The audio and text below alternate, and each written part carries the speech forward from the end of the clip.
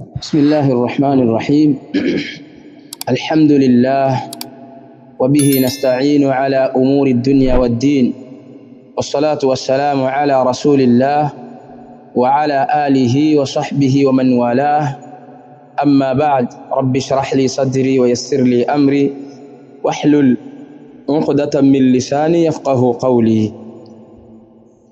Maswali yangu ni kama ifuatavyo. Swali la kwanza kwa ndugu yetu Sheikh Yusuf bin Diwan, ni kitu gani kinachowasababisha nyinyi au kinachowapelekea mkachelea kuthibitisha sifa ya Allah subhanahu wa ta'ala kuwa yuko juu ya arshi? Ni jambo gani linalolichelea mpaka msithibitishe kuwa Allah subhanahu wa ta'ala yuko juu ya arshi?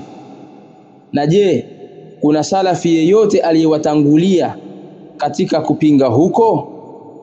Yani kuna salafi yeyote aliyewatangulia nyinyi anayepinga kuwa Allah subhanahu wa ta'ala hayuko juu ya arshi? Hili ni swali langu la kwanza.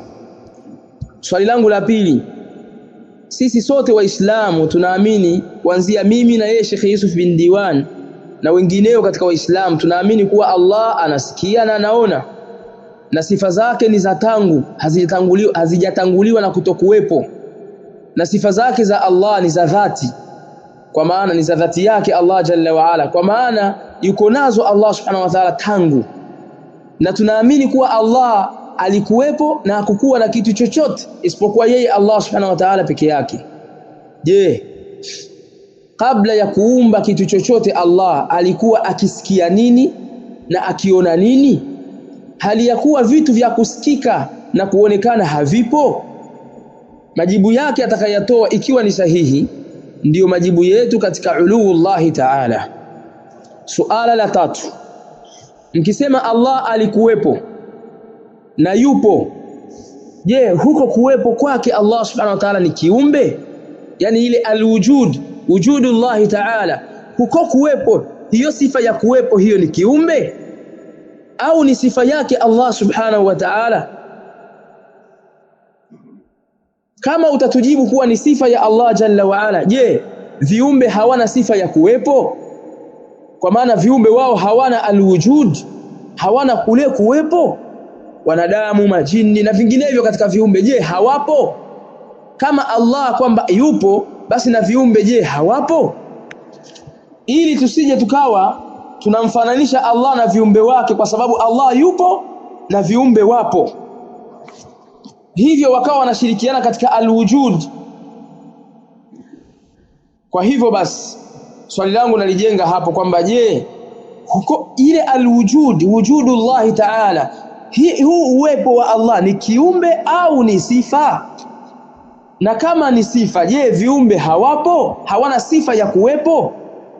Ili isije tukawa tunachanganya baina ya uwepo wa Allah na uwepo wa viumbe, ikawa hiki kitu ni kiumbe alafu tumsifia Allah kwa kiumbe. Ndio swali langu lajengeka hapo. Majibu yake ikiwa ni sahihi ndio majibu yetu katika al-ulu. Swali la 4, sisi tunaamini kuwa Allah anasikia, anaona, anaghadhibika na sifa nyinginezo za Allah subhanahu wa ta'ala, na viumbe wake pia baadhi yao wanasikia na wanaona na kadhalika wanaghadhibika, kwa maana wanakasirika. Swali, je, hiyo sifa sio tashbihi kwa Allah? Hiyo sifa ya kusikia, kuona, kama vile ambavyo viumbe wanaona na kusikia na Allah anasikia na anaona, je, hiyo sio tashbihi? Yani sio kumfananisha Allah na viumbe wake? Swali namba 4 hilo. Swali langu la mwisho kwa Sheikh Yusuf bin Diwan, nilileta hadithi ambayo ni maneno ya Zainab bint Jahsh radhiyallahu ta'ala anha aliposema, zawajakunna ahalikun, wamekuozesheni nyinyi baba zenu, yani mawali wenu, wazawajani Allahu min fawqi 7 samawat, na ameniozesha mimi Allah kutokea juu ya mbingu 7. Ukasema hapa hakuna ushahidi wa kuwa Allah yuko juu ya arshi, kwa sababu haijaja ismu mausul.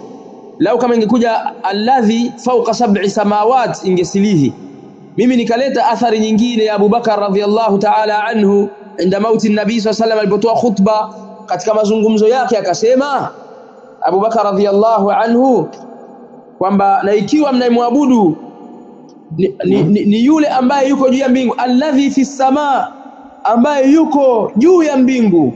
Na katika riwaya nyingine imekuja bila alladhi, na hadithi hii ameitaja al-Imam al-Bukhari katika Tarikhul Kabir, kadhalika al-Imam al-Bazzar katika al-Bahr az-Zakhar kitabu chake hicho, kadhalika al-Musannaf li Ibn Abi Shayba, na kadhalika al-Imam as-Sakhawi katika kitabu chake kitwacho Tarikhul Arba'in as-Salimati fi at-Tasawwuf, ameitaja pia tena kwa alladhi fi as-samaa, imetajwa moja kwa moja.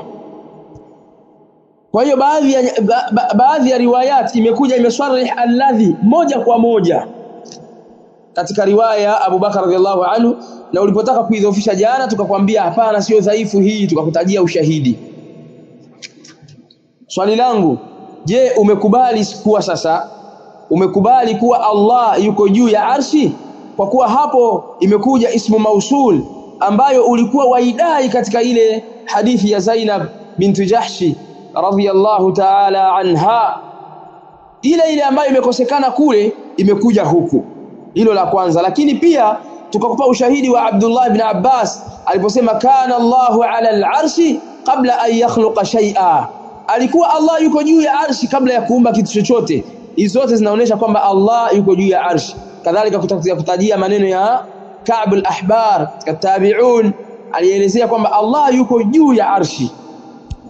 Swali langu, je, mpaka hapo umekubali kuwa Allah subhanahu wa ta'ala yuko juu ya arshi kama tunavyodai sisi, au bado una msimamo wako ule ule na hoja unazo za kujitetea? Barakallahu fikum. Assalamu alaikum wa rahmatullahi wa barakatuhu. Alhamdulillah wassalatu wassalamu ala sayyidil anbiya sayyidina Muhammadin wa ala alihi wa sahabatihi ajma'in, amma ba'd. Rabbi shrah li sadri wa yassir li amri wahlul 'uqdatan min lisani yafqahu qawli. Naam, ndugu zangu, nachukua fursa hii kwa ajili ya kujibu maswali ya ndugu yetu Sheikh Jamada.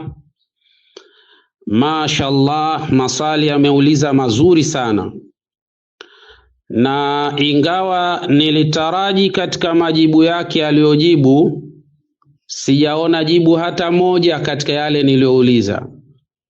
Nilichouliza ni maandazi, yeye kaleta vitumbua. Hilo ndo tatizo. Lakini yote kwa yote ni kupongeze kwa namna ambavyo walivyoongea kwa nidhamu na heshima. Allah ajalie mambo yaweze kwenda katika hali iliyokuwa sawa sawa. Sasa nikianza na swali lake namba 1 ya kwamba anasema ni nini ambacho tunachochelea sisi, kwa maana tunachoogopa kuthibitisha sifa za Mwenyezi Mungu Subhanahu wa Ta'ala, ya kwamba yeye Allah yupo katika juu ya arshi. Yani hiyo ndo swali, ni nini tunachoogopa sisi kuthibitisha ya kwamba yeye Allah Subhanahu wa Ta'ala yupo juu ya arshi. Lakini akaweka na swali hilo akaliwekea A, akasema nani katika masalafi salih ambaye alio kuthibitishieni au aliokataa kama jinsi ambavyo nyinyi mnavyokataa kuwepo kwa Mwenyezi Mungu Subhanahu wa Ta'ala juu ya arshi yake. Kwanza naomba hapa ifahamike vizuri, Sheikh Jamada na wenzako ambao mna akida ya namna hiyo, hapa mnatuchomekea maneno ambayo sisi wenyewe hatunayo kabisa. Jambo la kwanza, mnachomeka tunapinga sifa ya Mwenyezi Mungu. Hakuna hata siku moja tumewahi kupinga sifa ya Mwenyezi Mungu.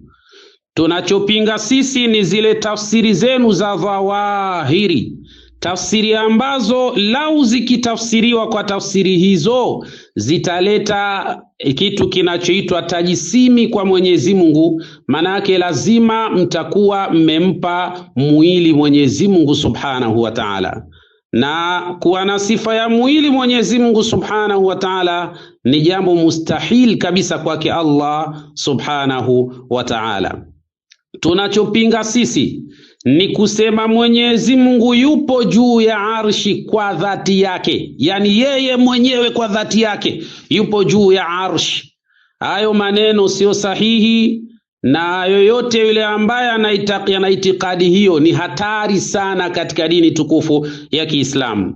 Ama ni nani ambaye alotangulia katika hilo? Ni bwana mkubwa Al-Imamu Tabari, kama jinsi ambavyo alivyotoa maelekezo baada ya maswali mengi ya neno istiwa. Akatoa maelekezo, miongoni mwa maelekezo ambayo aliyotoa, akijua maswali ya namna hii yatakuja, ambayo bila shaka mtu akisema Mwenyezi Mungu yuko juu ya arshi yake kwa dhati yake, kutakuja maswali haya. Akasema miongoni mwa maswali ambayo yatakayokuja, ukisema alipanda na kainuka juu ya hiyo arshi, maana yake kuna swali litakuja, je, alikuwa chini kisha akainuka kwenda huko juu? Unaona hili jambo, alikuwa chini Mwenyezi Mungu kisha akapanda juu ya hiyo arshi yenyewe. Sasa Imamu Tabari anajua ukisema hivyo tayari unatengeneza tajisimi, kwa sababu utatengeneza sura katika picha, yani picha katika ubongo wako ya kwamba Mwenyezi Mungu anahama sasa kutoka huko alipokuwa, alafu anahamia juu ya arshi. Sasa hili ndio jambo ambalo kama Mwenyezi Mungu tunasema yuko juu ya arshi kwa dhati yake, kitu hicho sisi tunakanusha albatta. Haiwezekani kabisa kwa Mwenyezi Mungu kuwa juu ya arshi kwa dhati yake. Na sasa nani alotangulia kukanusha hilo na kulisema hilo? Ni bwana mkubwa Al-Imamu Tabari. Katika maneno yake ya muongozo anatuongoza, je, katika istiwaullah tuamini nini na tuwe katika hali ya namna gani? Akasema faqul, basi sema, ala alaiha uluwa mulkin wa sultanin la uluwa intiqalin wa zawal. Akasema Al-Imamu Tabari, kinachokusudiwa hapo ni ujuu wa Mwenyezi Mungu Subhanahu wa Ta'ala, ujuu wa utawala na ni ujuu wa ufalme. Kama sote tunaamini ujuu wake Mwenyezi Mungu ni ujuu wa ufalme na utawala, haina tabu hiyo. Hakuna yoyote katika Waislamu anaweza kupinga uluullah, bali tunapinga tafsiri zenu za dhahiria.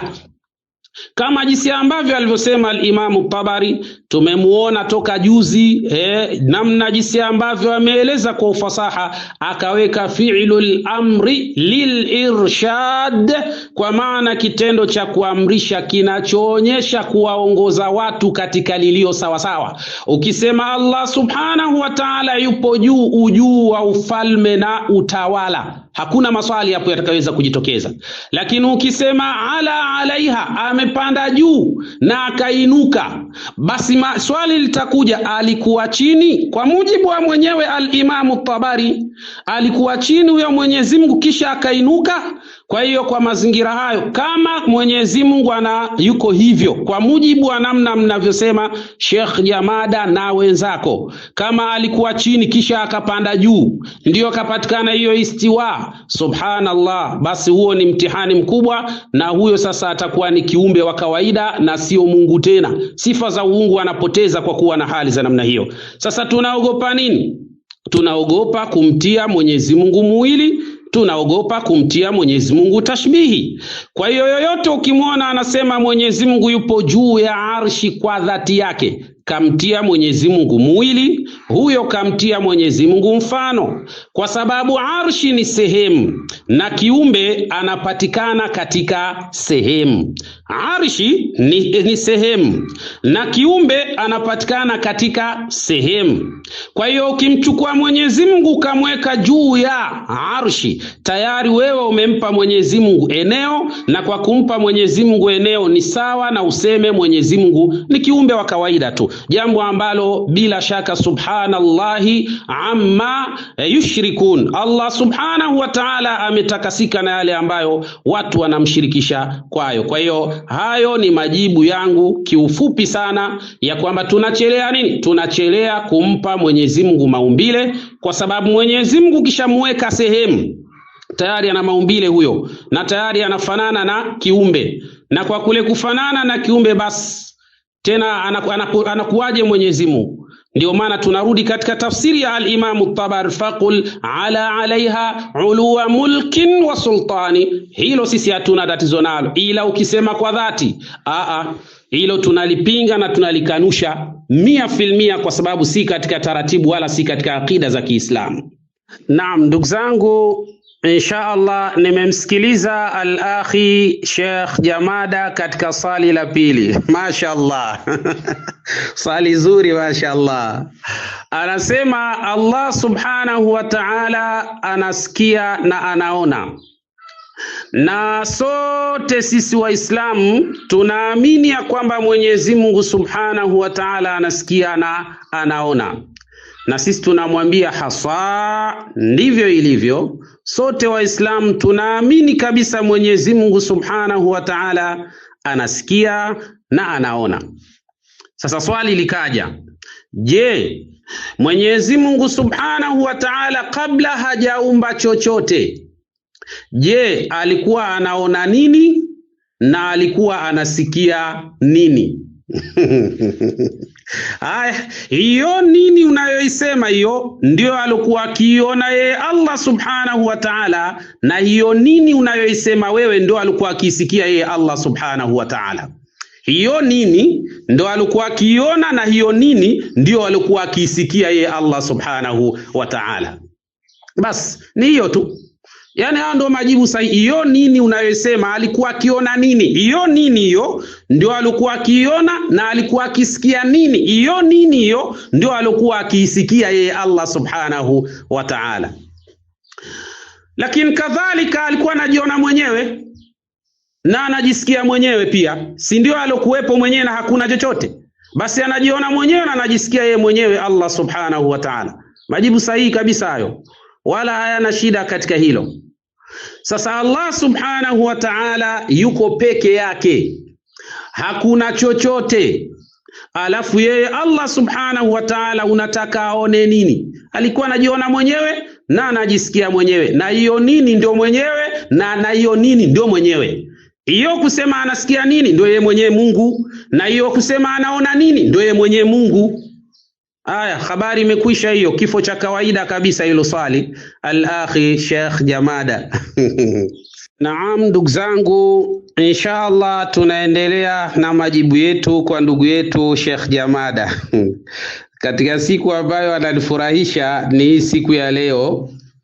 Yaani maswali mepesi kweli kweli, kiasi ambacho tunaona hata kuna haja ya kuweka aya wala hadithi wala maneno ya wanawavioni. Anasema ndugu yangu hapa ya kwamba Mwenyezi Mungu subhanahu wa ta'ala yupo, kwa maana alikuwepo na yupo. Je, hukukuwepo? Na viumbe kadhalika na wao pia wapo. Je, hukukuwepo huku si sifa miongoni mwa sifa za viumbe? Ndo anauliza hivyo ndugu yetu huyu. Aya, sisi tunamwambia ili iwe sifa ya kiumbe lazima awe yupo katika sehemu, ndio atakuwa amepata sifa ya kuwa kiumbe. Ili awe kiumbe lazima awe na sifa ya kukaa sehemu, ndipo atakuwa amekuwa kiumbe.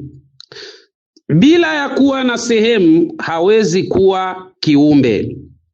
Na ndio maana bwana Mtume Muhammadin sallallahu wa sallama akasema, kana Allahu wa lam yakun shay'un ghayruhu. Allah subhanahu wa ta'ala alikuwepo, yupo, ni madhi mudari'ul inshaiyah.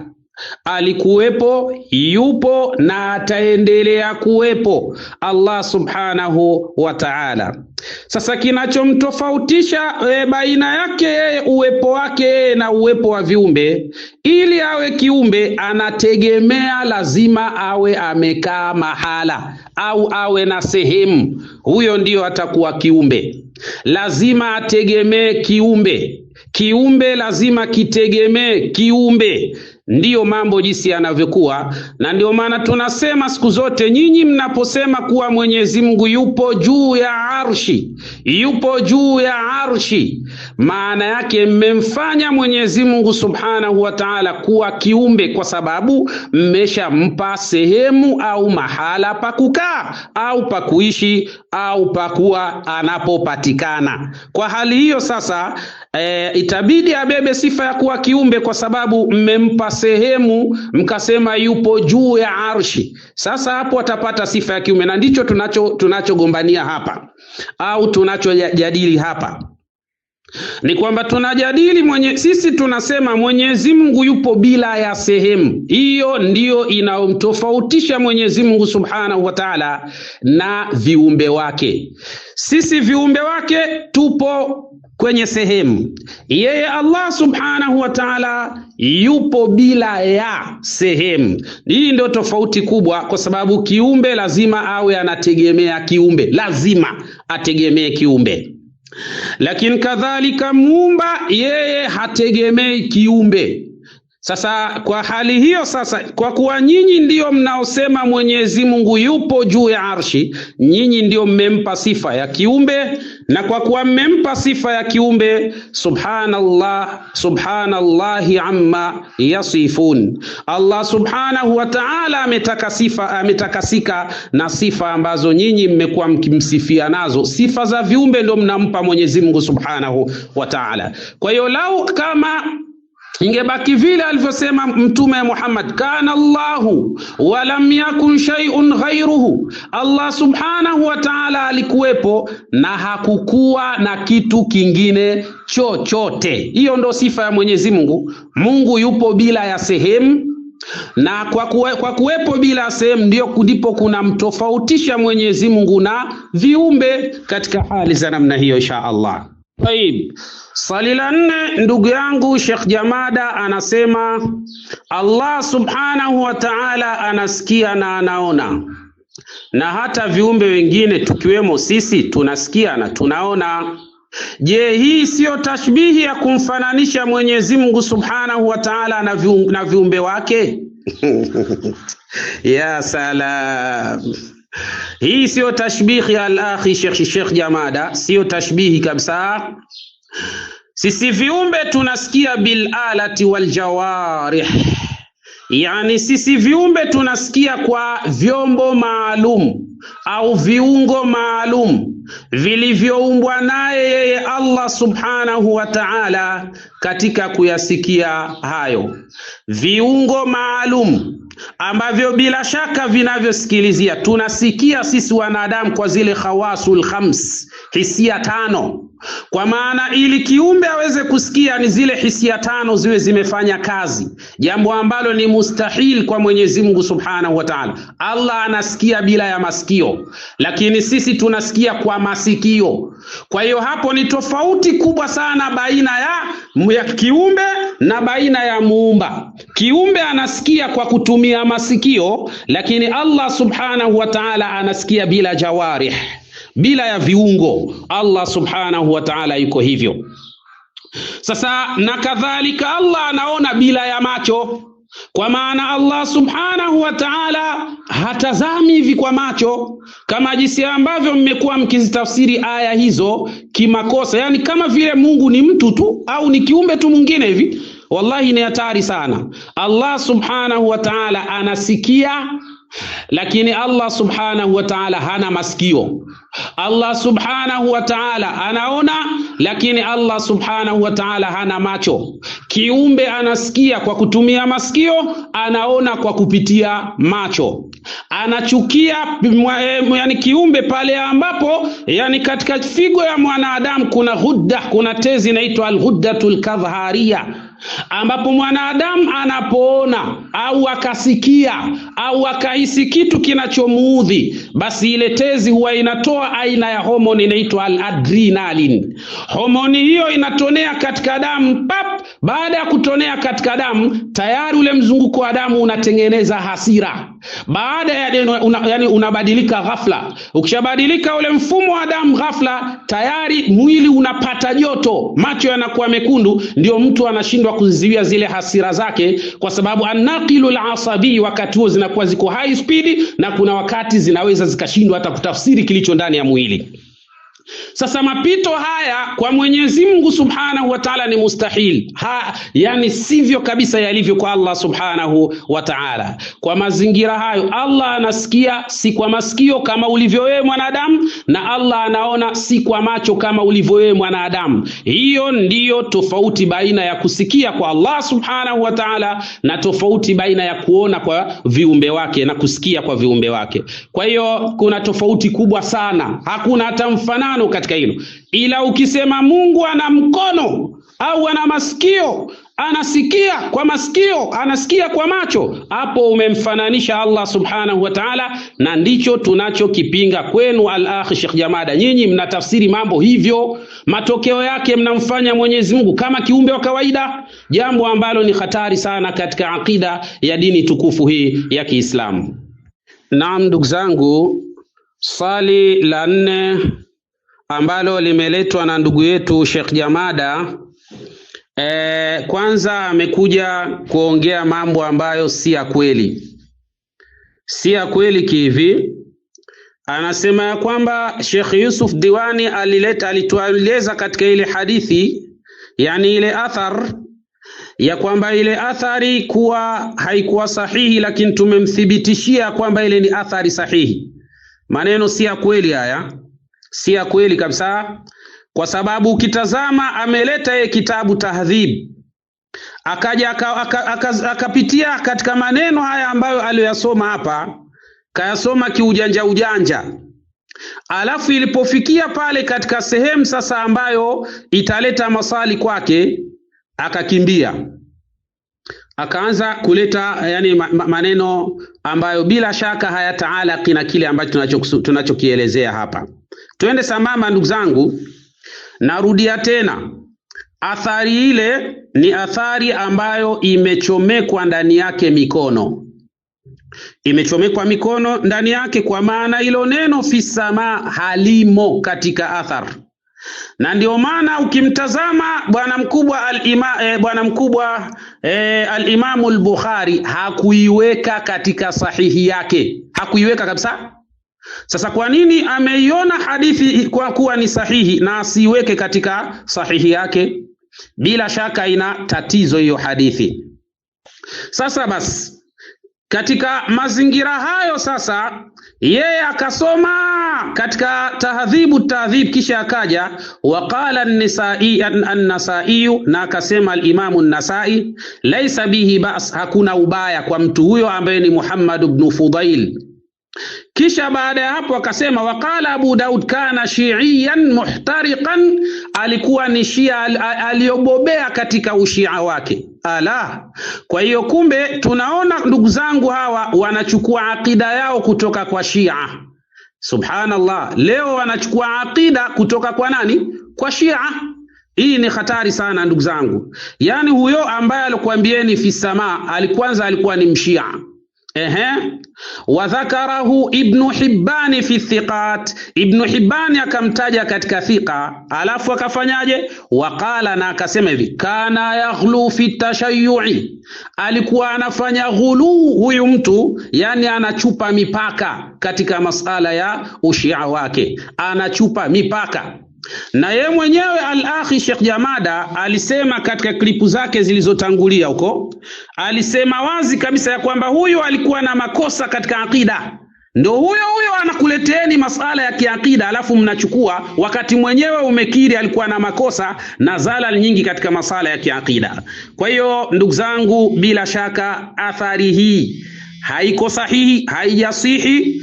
Athari hii imechomekwa mikono, lile neno fi samai halipo, na ndio maana al-Imam al-Bukhari hakuliandika athari hiyo katika sahihi yake, hakuiandika kabisa.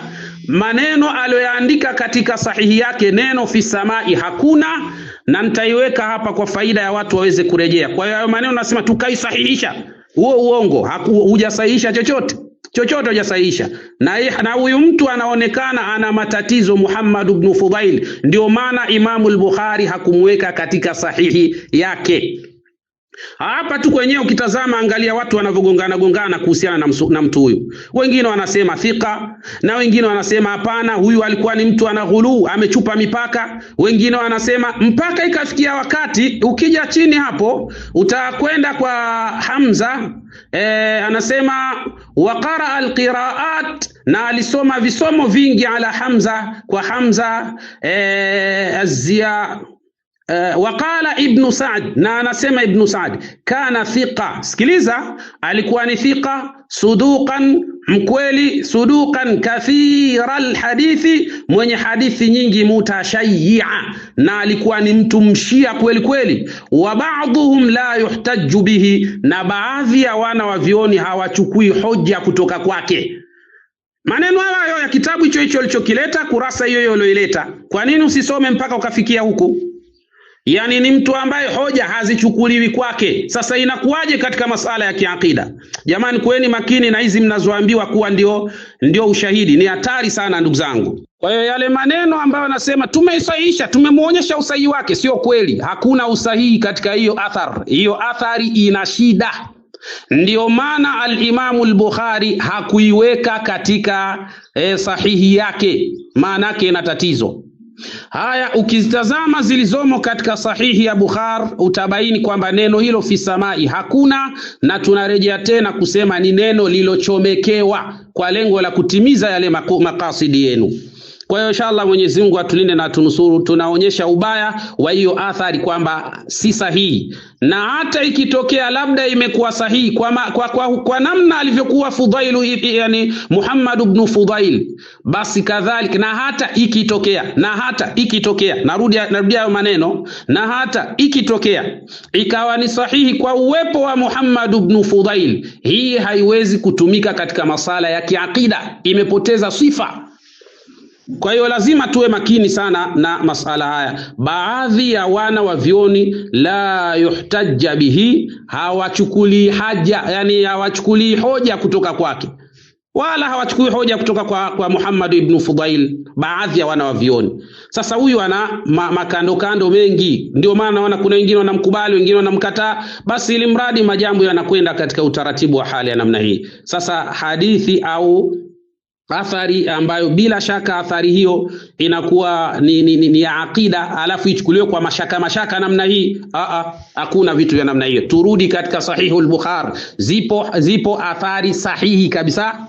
Wakati Mtume sallallahu alayhi wasallam alipokufa, Sayyiduna Abu Bakr as-Siddiq radhiyallahu anhu alisema kwamba yoyote yule ambaye alikuwa akimwabudu Mtume Muhammad, basi afahamu ya kwamba bwana Mtume amekufa, na yoyote yule ambaye alikuwa akimwabudia Allah ajue Allah yupo hai na hafi milele. Ndio iko hivyo, sio Allah yupo mbinguni hafi. Hiyo mbinguni haipo kabisa, na ndio maana hakuiweka katika sahihi yake.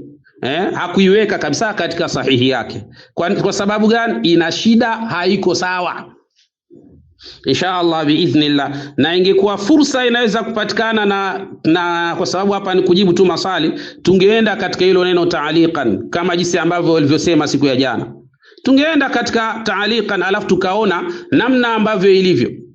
Kwa sababu katika taaliki kuna hadithi inaweza ikawa sahihi, inaweza ikawa dhaifu, na inaweza ikawa hasan vile vile. Lakini inakuwaje, kwa utaratibu gani, kwa mazingira gani? Sio mahala pake hapa. Lakini inshallah biidhnillah subhanahu wa ta'ala tunaomba Mwenyezi Mungu atujalie taufiki. Kwa hiyo athari tusikae tunawaongopea watu kwamba athari tumethibitisha iko sahihi. Sio kweli, haina usahihi wote, imechomekwa maneno hiyo athari. Kuweni makini sana na baadhi ya vitabu wanachomeka maneno, na athari yenyewe imetoka kwa mshia. Leo ndugu zangu kina Sheikh Jamada, yani akida yao inatetewa na mshia, alafu anakuja anasema kile kitabu umetoka katika maktaba ya kishia, kwa hiyo anatetewa na mashia. Subhanallah. Jamani, tumogope Mwenyezi Mungu. huko akhera kuna moto mkali huko. Inshallah Mwenyezi Mungu tunaomba tujalie kila la kheri. Kwa hiyo usidanganywe ndugu yangu kaambiwa hii athari iko sawa. Haiko sawa, ina shida. Ina shida kabisa. Ndugu zangu, kwa hiyo suala ni hivyo, fa ba'dhum la yuhtajja bihi, baadhi yake la yuhtajja bihi, huwa hachukuliwi hoja kutoka kwake. Hazichukuliwi hoja kutoka kwake bwana mkubwa Muhammad ibn Fudail Mshia aliyowatengenezea akida ya kuwa Mwenyezi Mungu yuko mbinguni juu ya arshi. Ni hatari sana ndugu zangu, tuweni makini. Na nikimalizia hapa ni kwamba ndugu yangu Sheikh Jamada akaja kusema ya kwamba katika hadithi ile ya mama Zainab, akaieleza ile hadithi akasema, kwa maana ile aliposema zawajani Allahu min fawqi sab'i samawati, kwa maana Mwenyezi Mungu Subhanahu wa Ta'ala ameniozesha kutoka juu ya mbingu 7. Sasa hili suala kweli hadithi inashikamana na hayo masuala kusema Mungu ndio yuko mbinguni? Wala ishikamani kabisa. Na nilishawahi kutoa mfano nikasema hivi, labda mathalan mtu ameandaa ndoa yake katika ukumbi fulani wa kifahari, alafu akawa anajifakhiri asema wallahi ndoa yangu imetoka katika Masjidil Maamur. Unapaonaje hapo? Maneno ya kawaida, sio pale Masjid Maamur manake ndo baba wa huyo muozeshaji atakuwa yuko hapo. Hapana kabisa. Kwa hiyo inshallah Mwenyezi Mungu tunaomba atujalie kila la kheri. Na bahati nzuri akaja sasa al-akhi Sheikh Jamada akasema ya kwamba katika hadithi hii Yusuf Diwani amesema hapa ilitakiwa iwepo mausul alladhi. Sasa akaacha hiyo hadithi akaenda katika athari ambazo zina neno alladhi, ishara ya kwamba katika hadithi ile tayari kaishaona kwamba ile hoja aliyokuwa anaitaka imekosekana. Kwa hiyo kakimbilia sasa kwenye athari ambazo zina neno alladhi. Sasa hizi neno ambazo zina neno alladhi, athari nyingi sana zimechomekwa mikono. Sema sio wakati wake kutokana na mambo jinsi yalivyo, na kadhalika wakati umekwenda sana na tuna majambo kidogo tunataka tuyafanye, alafu pia tuwe fursa kwa watu pia waweze kuingia humu kwa ajili ya kuendelea na masali na mambo mengine yaweze kuendelea. Nafikiri jambo la mwisho kabisa niseme ndugu zangu, kuna haja ya kuwa makini sana. Narudia tena, sio kila kitu au kila kitabu unacholetewa ukaambiwa hiki ndio hoja na wewe ukakurupuka. La, tulia, tafakari vizuri, tazama kwa kina yale ambayo unayoambiwa. Leo analeta hoja ndugu yangu, anasema ya kwamba analeta athari ambayo anayoileta inasema ya kwamba Mwenyezi Mungu Subhanahu wa Ta'ala kabla hajaumba chochote alikuwa juu ya arshi. Angalia mauzauza haya. Yani hiyo athari inapingana mpaka na aya. Naona hatari hiyo. Kabla hajaumba chochote alikuwa yupo juu ya arshi. Subhanallah. Yani maana yake arshi na Mungu vyote vilikuwa viko pamoja. Huu ni mtihani jamani. Mtihani wakati Mtume sallallahu alaihi wasallama wallahi ni hatari sana. Yani Mungu hajaumba chochote lakini yuko juu ya arshi. Hajaumba chochote. Hiyo arshi haingii katika kinachoitwa chochote. Jamani, hebu tuweni makini na hizi athari za kuchomekea hizi zina hatari sana ndugu zangu. Inshallah mimi nimalize hapo kwa maneno ambayo nakuja kuyasema hapo dakika 2. Basi inshallah nitakuwa nimemaliza hapo, na inshallah nitakuwa nimetoa fursa sasa watu waweze kufanya majukumu mengine, na mimi nitakwenda kwenye majukumu mengine. Kwa hivyo leo hata kama ataulizwa maswali, kama atanitaka mimi kujibu, kwa leo nitakuwa siwezi kujibu, na mambo mengi kweli siku ya leo. Kwa hiyo leo nitaiacha ipite inshallah, labda tutaitazama kesho, na kesho nayo pia imenikalia vibaya, lakini nitaangalia. Nikipata muda nitakuwa naingia hata najibu maswali 2 au swali moja, kisha nacho hivyo inshallah.